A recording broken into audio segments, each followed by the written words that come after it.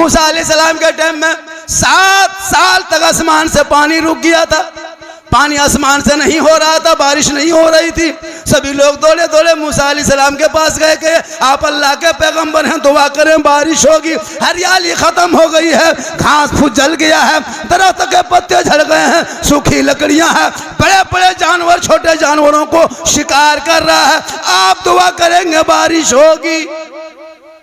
मूसा अलैहिस्सलाम फरमाते हैं मेरी कौम के लोगों, मेरे जमात के लोगों, सब घर से निकलो, सुनसान बयाबान रेगिस्तान चटियल मैदान में जमा हो जाओ, वहीं सब मिलके दुआ करेंगे, अल्लाह की रहमत को पुकारेंगे, जोश में आएगी बारिश होगी। सभी लोग अपने अपने घरों से निकल गए, चटियल मैदान पहुंच गए। 70,000 का मजमा लग गया। मूसा अलैहिस्सलाम हाथ उठा दिए, ए परवरदिगार, बूढ़े का सदका है, ए मौला, छोटे छोटे बच्चों का सदका है, आसमान से तू बारिश बरसा दे। लेकिन आसमान साफ होते जा रहा है, आसमान साफ हो रहा है।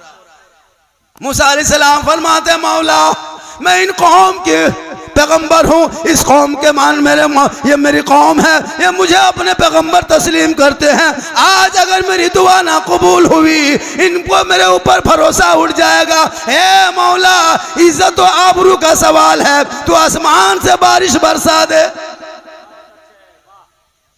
हाथी बेगैब से आवाज आती है, ए मूसा, उस 70,000 मजमे के अंदर में एक बहुत बड़ा पापी बैठा है, बहुत बड़ा गुनाहगार है, बहुत बड़ा शराबी है, बहुत बड़ा खताकार है, जिसकी वजह से बारिश रुक गई है। ए मूसा, कह दो वो आदमी मजमे से बाहर निकल जाएगा, तेरी दुआ कबूल हो जाएगी।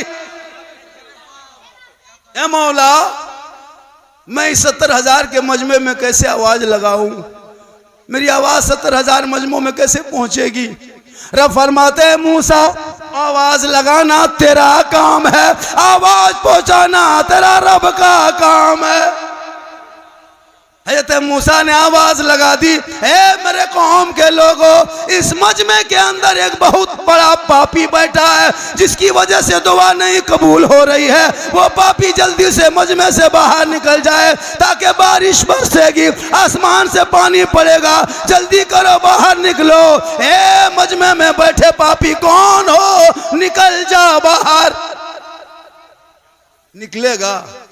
अगर यहां से हम किसी को कह दे कौन शराब पीता है, कोई शराबी निकल जा, निकलेगा? वो 2 बोतल पी के भी बैठेगा तो नहीं निकलेगा, नहीं निकलेगा। कोई निकलेगा? नहीं निकलेगा। अगर निकल जाते हैं तो लोग पहचान लेगा, निकलेंगे तो खानदान में नाक कट जाएगी, निकलेंगे समाज में रुसवाई होगी, निकलेंगे बरादरी में नाक कट जाएगी। ए मौला, अब मैं क्या करूं?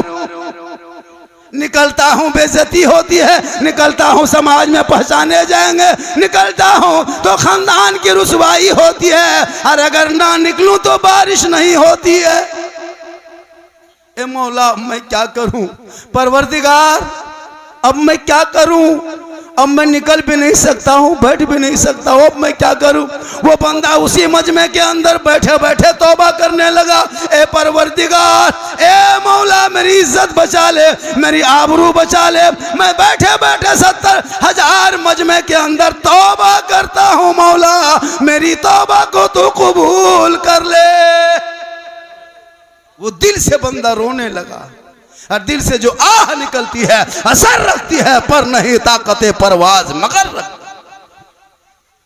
जो ही वह बंदा मजमे के अंदर बैठे बैठे दिल से सिद्क दिल से तौबा कर लिया, और जो ही तौबा किया, आंसू बहाया, दिल से रोया, अल्लाह ने उनकी तौबा कबूल कर लिया।